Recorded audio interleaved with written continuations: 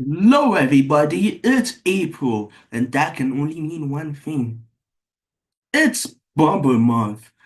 It's once again time to talk about Bomberman for an entire month. From the weird to the obscure, let's make this Bombermonth even better than the last. Speaking of which,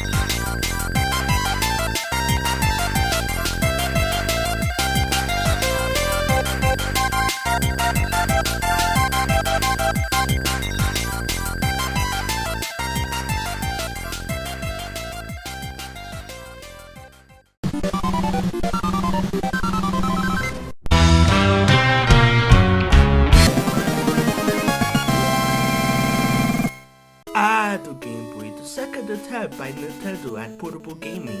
Compared to the competition, it may not have color, but it could last longer with longer battery life. And the games also helped. Now you're playing with power, portable power. Indeed, I am. But where does Bomberman fit into all of this?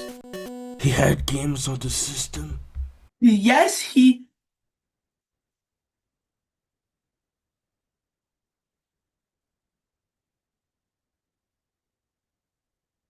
Well, would you believe if I told you there was a series of Bomberman games for the Grey Brick? This would be known as the GB series. And besides the first game, I know next to nothing about the series. It's definitely 'cause you're an idiot.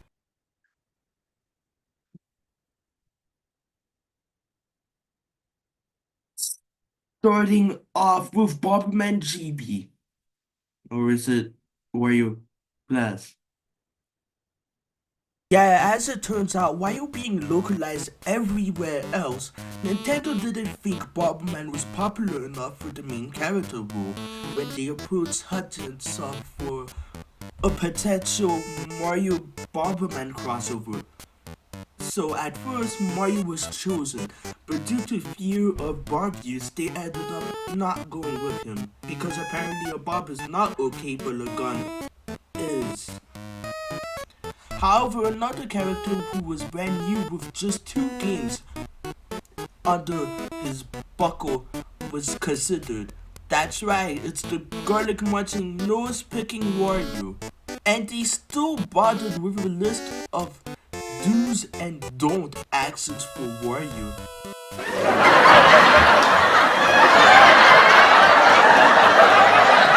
Stingy as fuck Nintendo will be right back. But anyway, the story has White Bomber riding out on his motorcycle he never had before or ever since, when suddenly he's ambushed by Black Barber and his gang. that sound like they came straight out of a high school movie. But they not only kick his ass, but they also steal all of White Barber's power items. At least they explained why you don't start off with any. But did none of them try to steal the motorcycle? I don't believe that for a second. That thing would have been gone like Fry's bike. But anyway, the game controls like a regular 2D Bomberman game, where you move with the D-pad and place bombs with the A button. That's it. Unless you count the dash you get from the dash power up by beating the second boss, but I barely counted.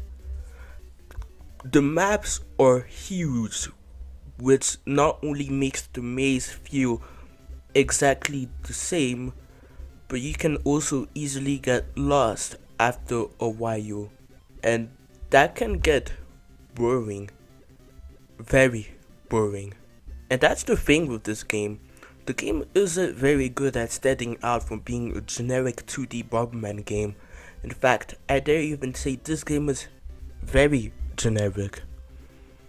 I mean, look at this. For most of the game, you're battling the same black bomber goons. Couldn't there be more variety to them, like some are faster, some cause more damage, just something that make them stand out? They don't even do that with the look of the stages, causing them to all blend together like mush, making them harder for me to remember. Okay, but what about the bosses? How are those? Well, to put it simply, they are so easy. I played the Mario games harder than this. This also goes for Mario Kart. Strategically, they're not really interesting, as all they do is move around in some sort of path, and sometimes attack. They are more boring and dull than engaging. That being said, why don't I move on to the next game? Because nobody wants to hear your voice. Hang on.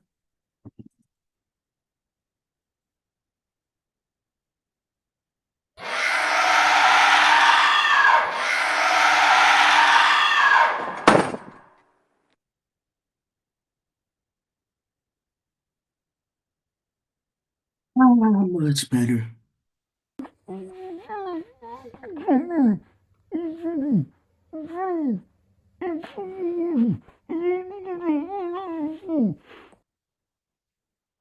Well, anyway, since the game eventually became Wario Blast, for the sequel, it became the first game everywhere else but Japan. Naming hasn't been that confusing since the whole Final Fantasy fiasco. But I'll simply be referring to this as GB2. So, does this improve on the first, or is it the same as the verse? And how much Indiana Jones jokes can I get away with just because of the outfit? This is Bomberman GB2. The story is that of Indie Bomber Who named the dog Indiana?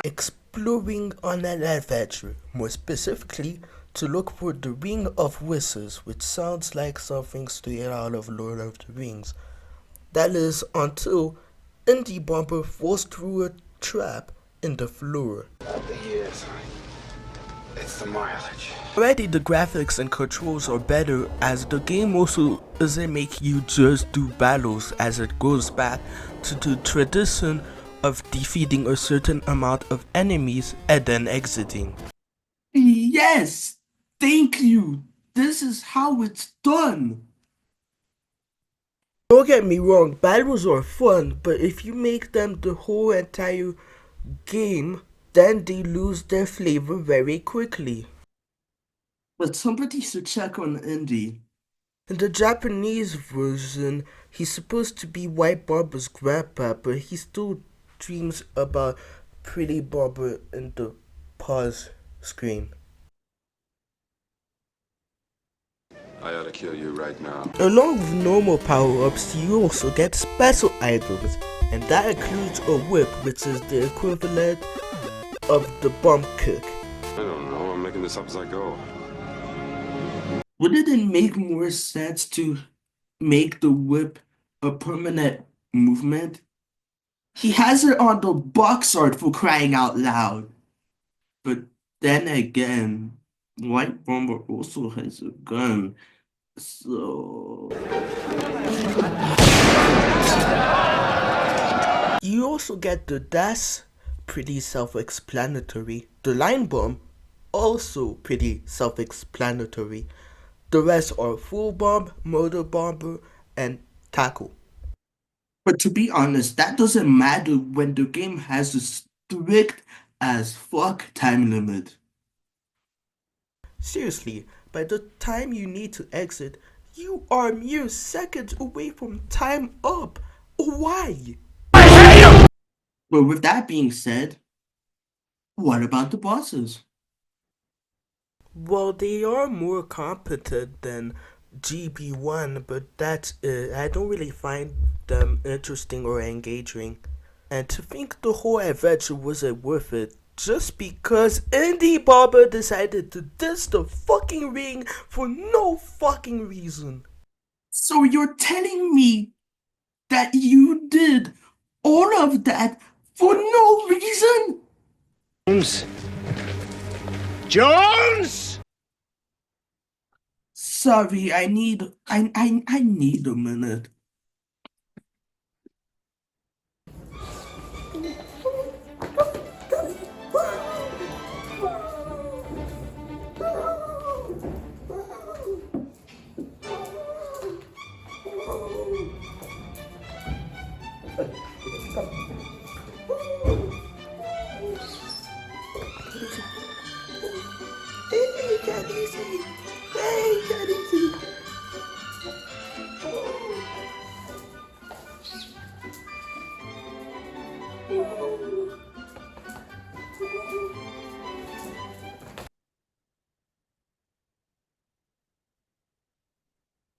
I feel better. Despite a few gripes, I could say Bomberman GB2 is a vast improvement over the first GB, which leads to the third and final game, Bomberman GB3. On the 11th planet of the Barber Nebula, Owen, a sudden earthquake happened. Deep underground, the terrible evil Barber, or is it Devil Barber, who had been trapped there for a very long time, was finally able to get free, rise to power, and he stole the Barber capsules from Bomberman. Now Bomberman and all his friends, except for Black Barber, who stays behind, coward, are determined to get those capsules back and defeat the evil Barber once and for all. So the gameplay is more of GB2, complete with different objectives per level. As shown on the box art, you can ride a motorbike, not related to the one from GB1. The game also has more emphasis on different gimmicks, but not all of them turn out great. Auto-scrollers in the Bomberman game was a mistake. But what about the bosses? Well, unfortunately, just like Bomberman GB2, I also find them underwhelming here as well.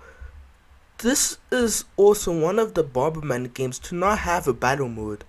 Instead, there's a challenge mode that allows you to start off with any starting power-ups. You mainly just try to beat a level and a boss at a fast time to get the best high score.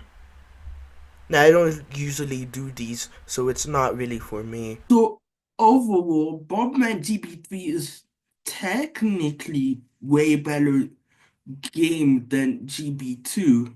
It improves the time limit, adds more gimmicks and special items, but I don't know if I'll ever go back to these. To me, they all feel like novelty. They might be cool to try out, but after a while, you'll just drop them and go for something else. You'd be better off with one of the console Bomberman games. But man, what a great way to start off the month! This was Joseph from Joseph's World, and more is on the way.